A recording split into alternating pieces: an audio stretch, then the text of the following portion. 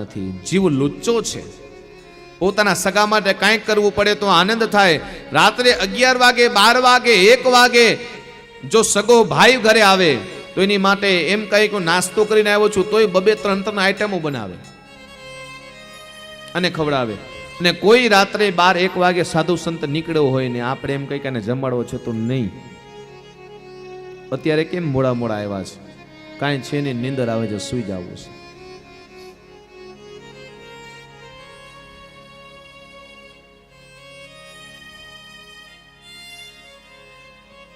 આ બધો મનનો ખેલ છે. મારું અને તારું મનનો જ ઊભા કરેલા ખેલ છે. બધા મન જ આપણા બંધન અને મોક્ષનું કારણ છે. ગીતાજીમાં પણ ભગવાને કીધું મન એવ મનુષ્યાણામ કારણમ બંધન મોક્ષયો. આપણું મન જીભને સ્વાદ ચખાડવા માંડે, આપણું મન આંખોથી ઝઘડા થતા હોય એ જુએ, આપણા મનને ગાળો બોલવી હોય એ સાંભળવું ગમે તો એ બંધનનું કારણ બને છે.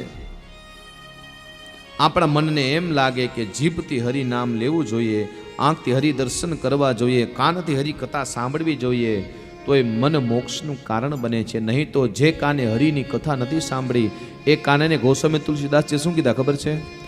जिन हरि कथा सुनी नहीं काना, श्रवण रंद्र यही पवन समाना.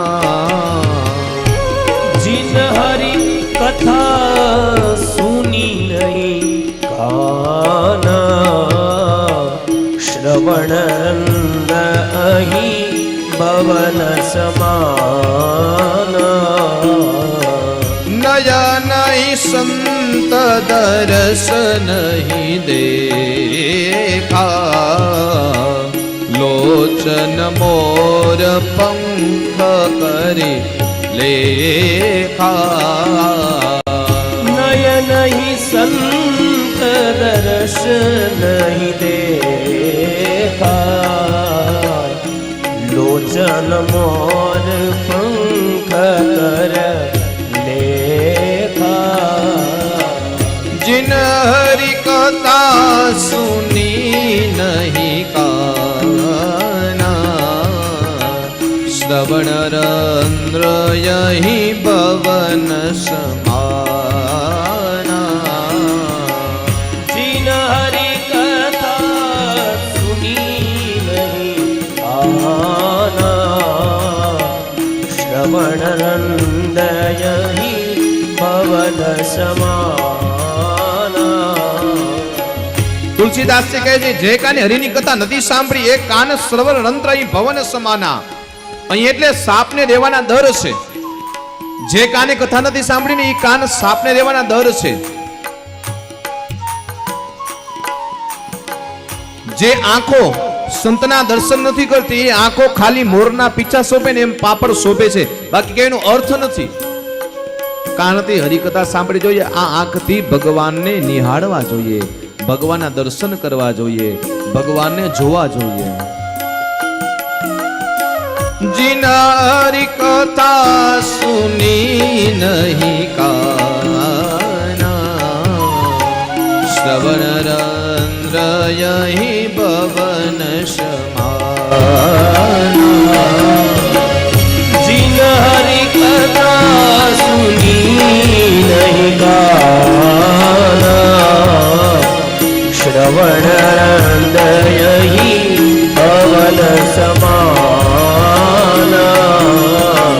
श्रवण रंद्र यही पवन समाना. આ કાનેથી કથા નથી સાંભળી તો કાન સાવ નકામા છે. હરિકથા સાંભળવા માટે કાન આપેલા છે, પ્રભુના દર્શન કરવા માટે, સંતના દર્શન કરવા માટે આંખ આપેલી છે.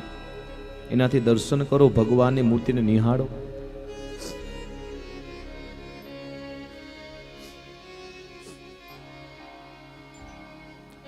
સાંભળી કાનના અંદરથી છી તો આ આપણે માથે ઓલું લીધું છે ને એસેસરીઝ બનાવીને માથે કાનને ભગવાન દીધું છે ને.